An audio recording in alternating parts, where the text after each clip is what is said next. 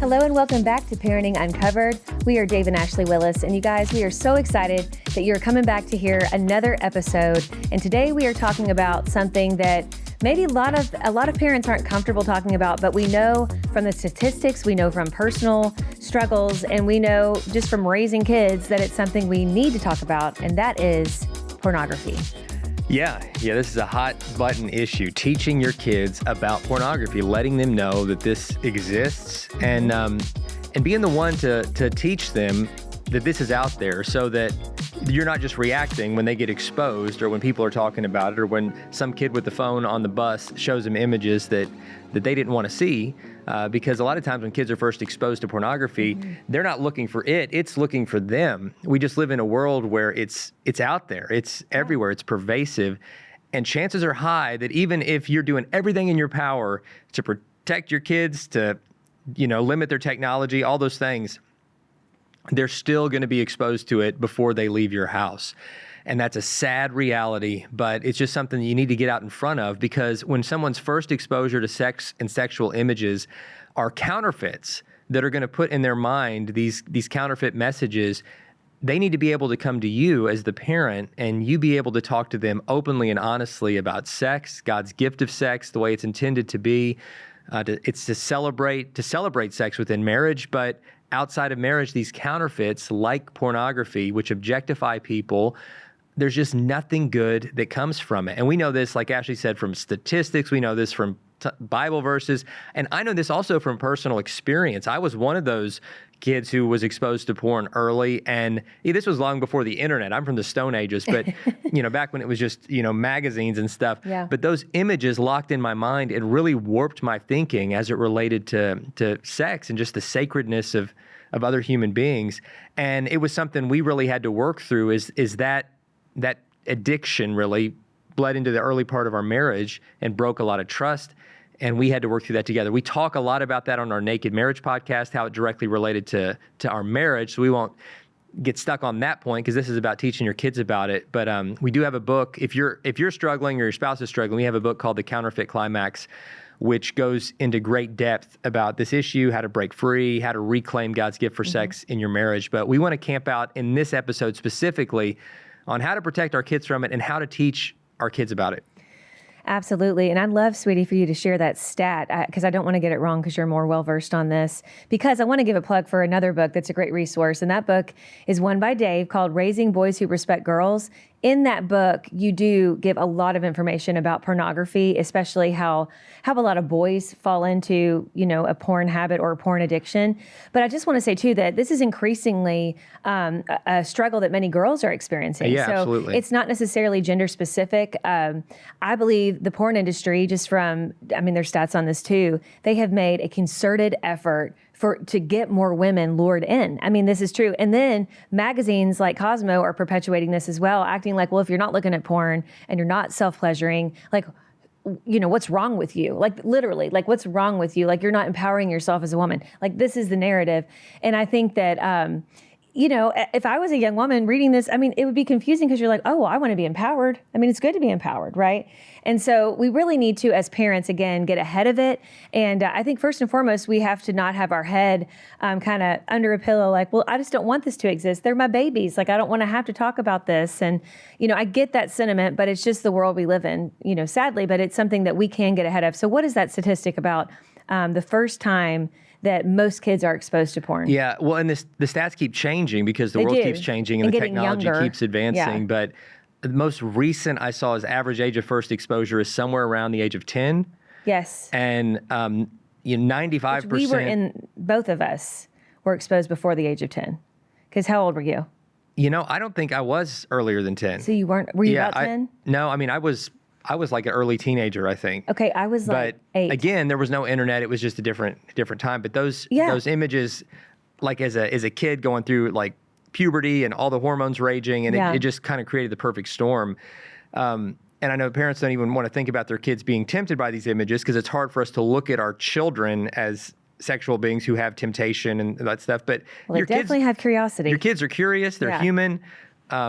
And they're going to have questions and stuff. And one of the big responsibilities of parenthood is to help prepare them and equip them to have a healthy view of sex as they grow. And so it's awkward. I know we've talked specifically about teaching your kids about sex, so we won't go back and listen to that episode. Yeah, definitely. But the porn part, man, that is sabotaging minds. It's sabotaging marriages. It's wrecking people's mental health because long-term porn use is tied to anxiety and depression and alienation from other people, sexual dysfunction.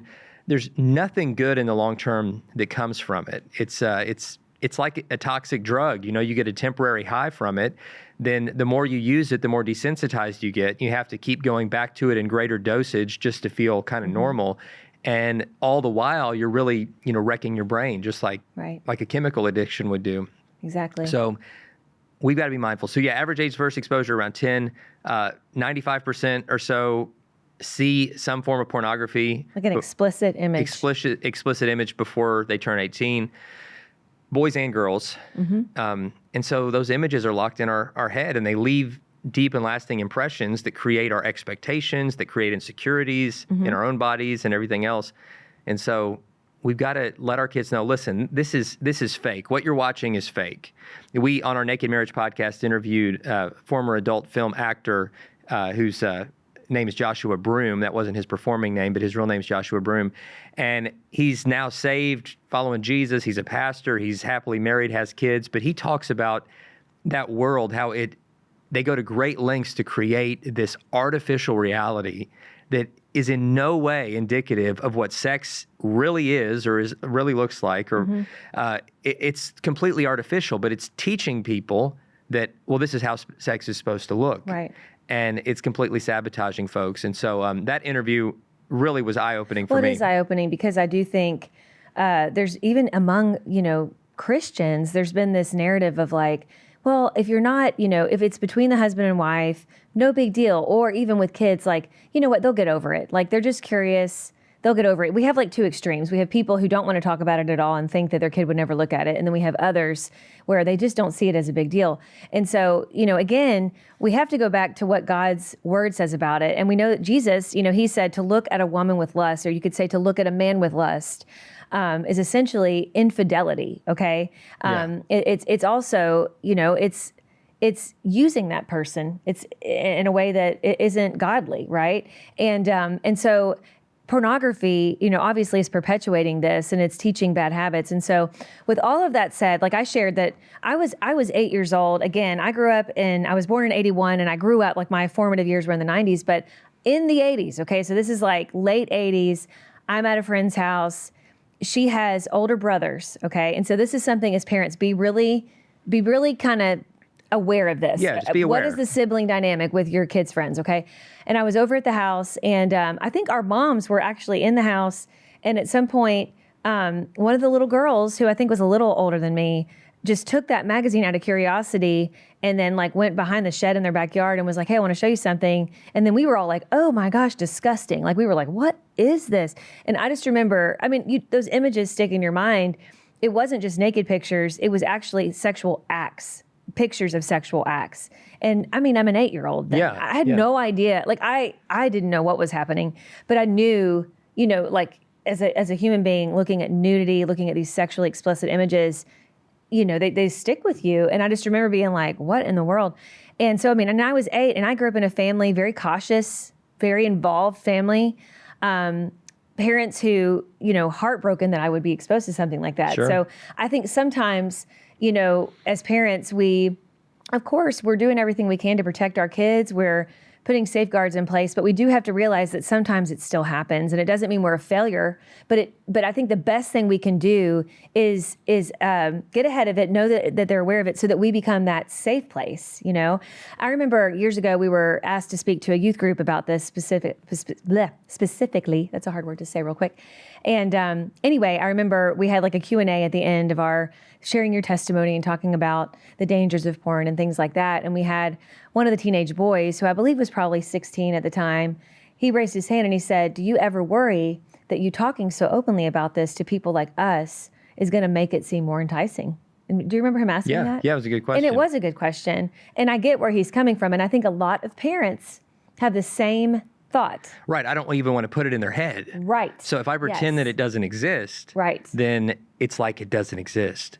Like, I'm going to act like we're in a separate But world. we want to cannot- keep our kids in a bubble. We do, but we cannot control the total environment that our kids are in. And and the older they get, the less we can control. You know, I heard a parent say that has grown kids. He said, I didn't realize at the time, but I never really had control as a parent. Well, all you have as a parent is the illusion of control.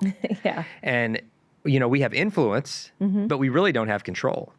And so we've got to use our influence every way we can to help point our kids in the right direction. Right. And let them know, like, listen, I always want to be a safe place for you. I want you to be able to talk to me about anything, even the awkward stuff, especially the awkward stuff. Yeah. And you can bring anything to me. yeah, like, and we had I think we've referenced this before, but when Cooper, our oldest, was his first day of 8th grade, he was riding the bus. No, we haven't talked about this. Let's talk about this. This kid, he came home from school, and he said, hey guys, and we're like, hey, how was your day? He's like, it was fine. And he said, let me ask you a question. And he said, do girls really like it when boys text them pictures of their penises? I mean, just point blank. Like that was how the conversation started.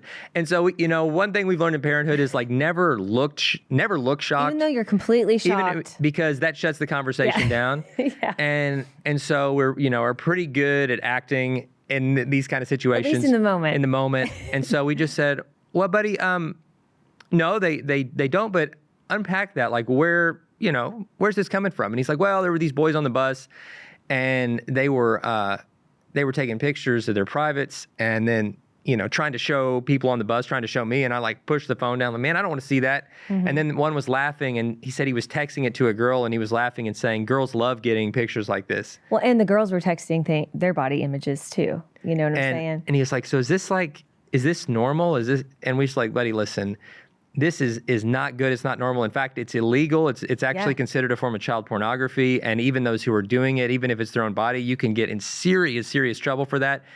But it gave us an opportunity to talk about how the world is broken in this area.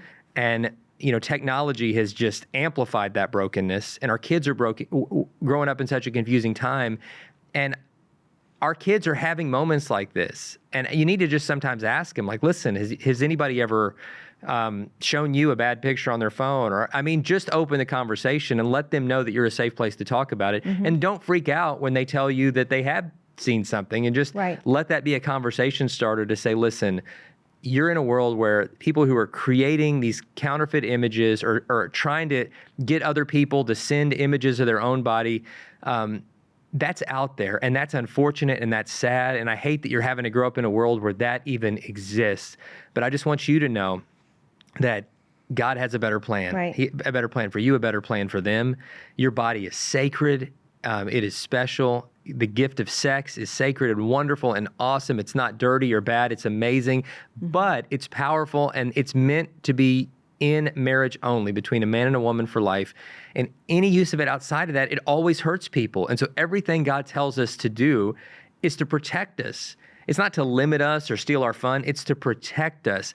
And when we get out of bounds in this particular area, the area of sex, it creates a different kind of level of hurt and baggage and confusion.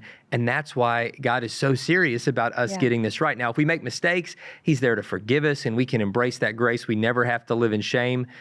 But we're sabotaging ourselves, other people, and our future relationships if we're buying these counterfeits. We really are. And I think we need to think about, I'm sure kind of the question has popped into your mind if you're listening and watching this, is, you know, okay, I am in agreement that porn is not a good thing. I don't want my kids to end up with a porn habit, and I want to protect them. I think a lot of parents are like, well, when do we start this conversation, or when do we take steps to protect them specifically against the influence of pornography?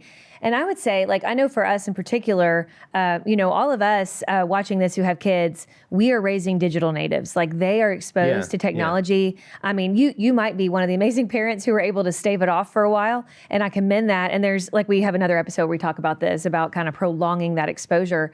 But the odds are, even in the classroom, they're on devices. And yes, schools usually have filtering systems that can protect them. But it's so easy, you guys. Even if your child doesn't have a device, they don't have an iPad, iPad, they don't have an iPhone, or some other kind of device where they can go online. They have friends who do. Okay, they have friends who do. And so here's some tools. So I would say I would start having this conversation really like mid-elementary school. I mean, I think that's when we kind of started it. So around the the age of third grade, wouldn't you say, sweetie? Yeah, just letting them know, like, hey, there's some stuff on the internet. There's stuff that might pop up that is not good. And I want you to always be able to talk to us about that. And we're doing our best to protect you from that. Right. I mean, even kids watching innocent YouTube videos, sometimes other stuff where the little thumbnail of other videos suggested can be something very suggestive or even somewhat explicit. And they don't understand, like, likely don't even understand what that is, and they can click on it not knowing. We've had, the other thing I was going to say is I would even before mid-elementary school, that's when you would want to actually have these like exchanges where you can talk to them, they can ask questions to understand really what it is to be aware of and to definitely avoid. But I think that we need to have protection, like filtering systems on every device from the get-go. Like I would say, there's something called Disney Circle, which can protect your Wi-Fi. So even if a kid comes in your house, if they get on your Wi-Fi, okay, and which I would encourage, if you're worried about this, just say cell phone's over here in a basket. When you're in my house, go play and actually talk to each other. Like that's what I would do personally. But I think that like if they have their phone, I get it. Like kids may have phones before your kids do, and it's for a lot of reasons. I would say where I see this the most is when the child has parents who are divorced and where they go to different homes. It's a way for their parents to stay in touch with them. Absolutely nothing wrong with that. I get the need for that. Other times it's that the parents feel safer because they have the tracking device on their phone, like Life 360, which we love. And so there's various reasons. And even if you have, different kind of standards when it comes to technology, if you want to protect it, Disney Circle protects your Wi-Fi. So basically you set limits on what websites people in your home on your Wi-Fi can get to. For those who live in your home, and you can recognize those different devices in your home, you can set age appropriate limits. And then like, for example, I know we had this years ago, and we would set limits on our younger kids, for, I think they had something like, I think it's like G, PG, all those different things. It's probably improved since we even had it. Yeah, the tools, I mean, just in general, I mean, like the main point of all this is there are great tools out there. There are. And they're constantly evolving and growing too. Like the software that we've mentioned, Custodio, Covenant Eyes, Ever Accountable, Bark. There's just a ton out there. And, find one that works for you. Find one that you feel good about. The parental controls are out there. They are. And I want to say this, establishing it sometimes can feel overwhelming. Dave and I are not necessarily, I know a lot of what we do is online, is on social media. You'd think we're techies, okay? We want to be. Yeah, but we're not. We do it trial and error, and then we work with amazing people who know what they're doing. Like Taiwan, our producer, like Josh back in the studio. We have people around us who do know and are really good with technology. And we are not. We figure it out. And so, like, I will be honest with you, when we first, knew that we needed to get filtering software on everything, every single device we have, I felt it was daunting because I'm like, oh gosh, is this going to be a learning curve? It's going to be hard to set up. But I will tell you, I have seen, we've used Covenant Eyes, we've used Custodio, we've used Bark briefly. All of them, I feel like, are made for people like us who don't know a lot about technology. They're user-friendly. Very user-friendly. And you would say, well, the kids, again, you said they're digital natives. Are they going to get around this technology?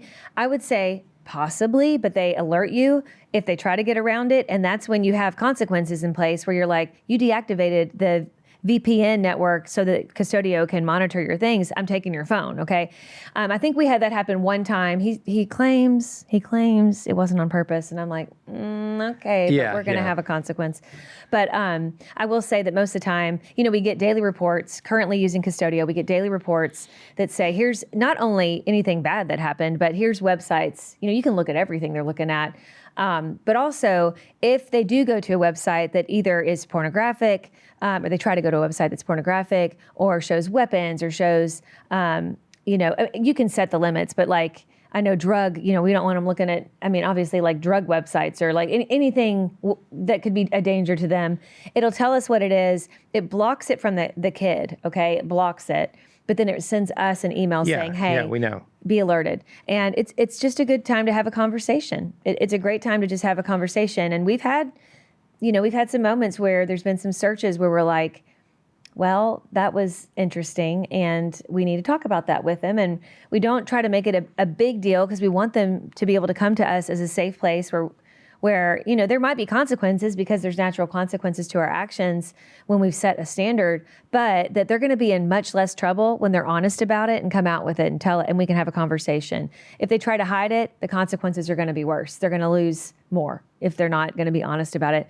And so I remember in middle school with our oldest, there was a search, and we were talking to each other like, well, we probably need to have a talk with him. So we sat down and we were like, hey, did you search for anything? Yeah, he was curious about the female anatomy. And we didn't try to make him feel weird. I'm like, man, that is a natural curiosity. Yeah, and there's nothing wrong with God made the desire to be drawn to